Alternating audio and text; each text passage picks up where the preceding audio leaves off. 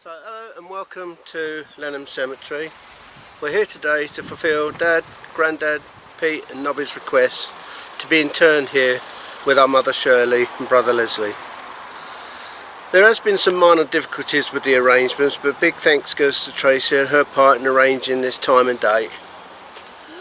And I was of the feeling that there are some here that need to have this part as part of their moving on process.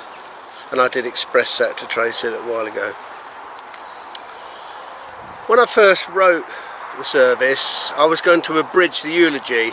Up until last night, I was okay with it, and then I felt I wanted to do it like Dad and tell you how I saw Dad.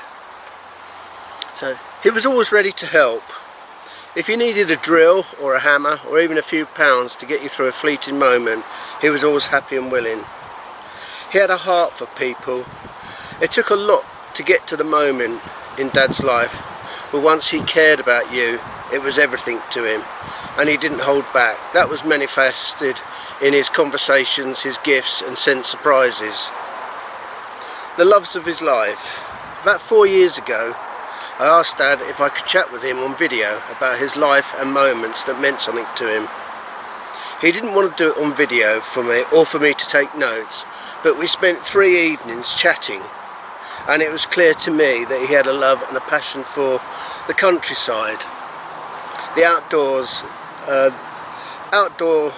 the moment after combine harvest, the work is done and the baler's work is done. It's like achievement, job's done. The garden, his love for growing food and flowers, vegetable patches. As the family got bigger, I can remember flowers in the front gardens and vegetables in the back gardens. Animals. He told me that animals, either wild or tame, will trust some people. Cows will come to you because they need you to assist in milking them, so they want to gain trust. Wildlife will let you release them from poachers' traps and gently walk away.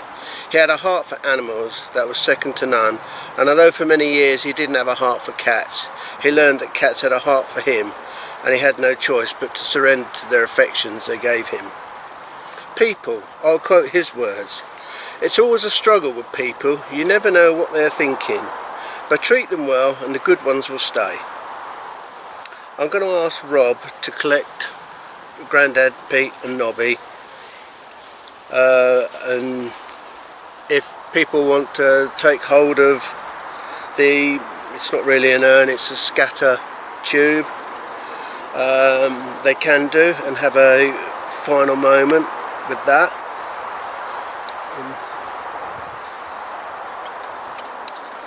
A little bit of music.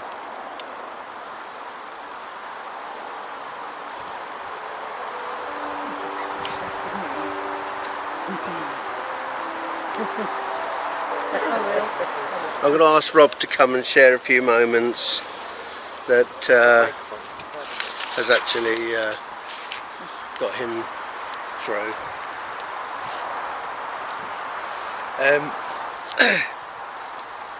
A few months when COVID that was all that was on the news, and Grandad had been in hospital, come back, and we would pop round and was just chatting, and he said, if I get this virus, he said, I won't make it. He said, but I've lived a long life and I've got to help people. And there was a sense of satisfaction for him reflecting on his own life.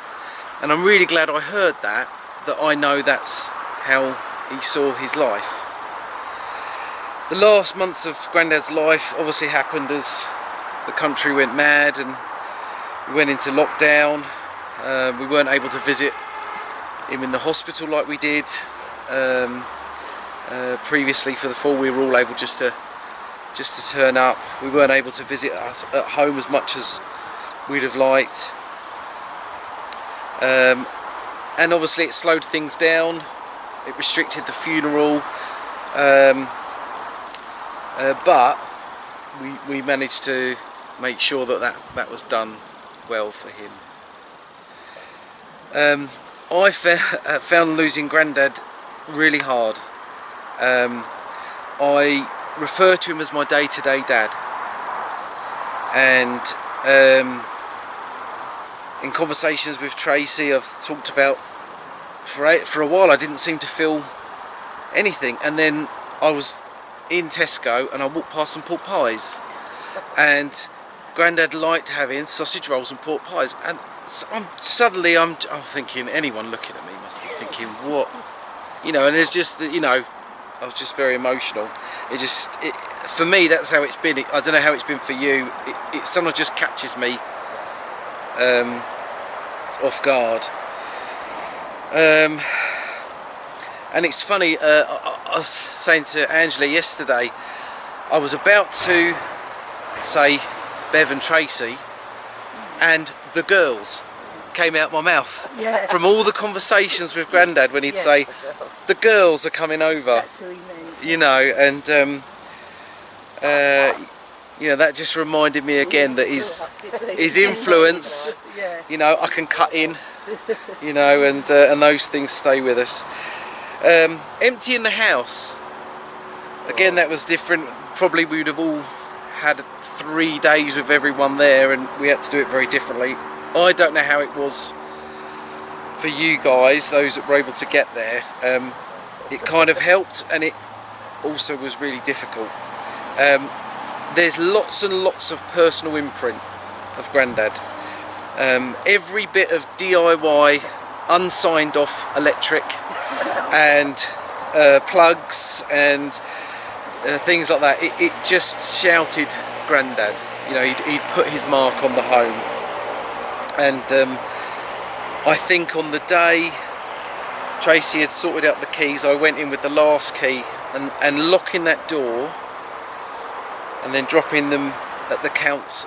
Once the house was finished, I think that for me, I don't know when it was for you or if you're on that journey still, that's when I thought, Grandad's actually not with us now. But although we've lost him in the day-to-day, obviously, as we said at the funeral, the memories and all the things we learned, they stay with us. And despite all the panic and all the news and everything like that, this is the most important thing, to be able to do his, just as Tony was saying earlier, this is the last thing that we can do for him. And when he stood here in 1991, he said, this is where I'll be, and he spoke about where he wants to be on the thing there. And so yeah, I'll finish there.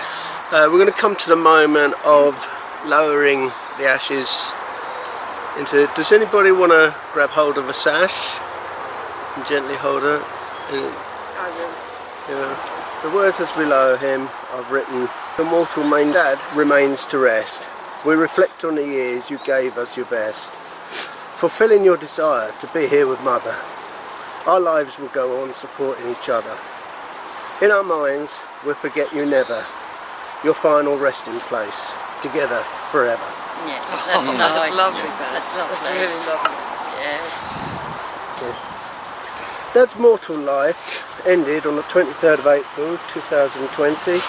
He had 90 years and he gave us what he could. Life skills, advice, encouragement to do things for yourself. So as we come to our moment together, I'll leave you with these words. Our father kept a garden of the heart. He planted all the good things that gave our lives a start. He turned us to the sunshine, encouraged us to dream, fostered and nurtured the seeds of self-esteem. And when the winds and rains came, he protected us enough, but not too much, because he knew we had to stand up strong and tough. His constant good example always taught us right from wrong, mark us for a pathway that will last a lifetime long. We are all our father's garden. We are our legacy. Thank you, Dad. We love and miss you. Or as Dad would say, time for Betty Buys. Up the wooden hill.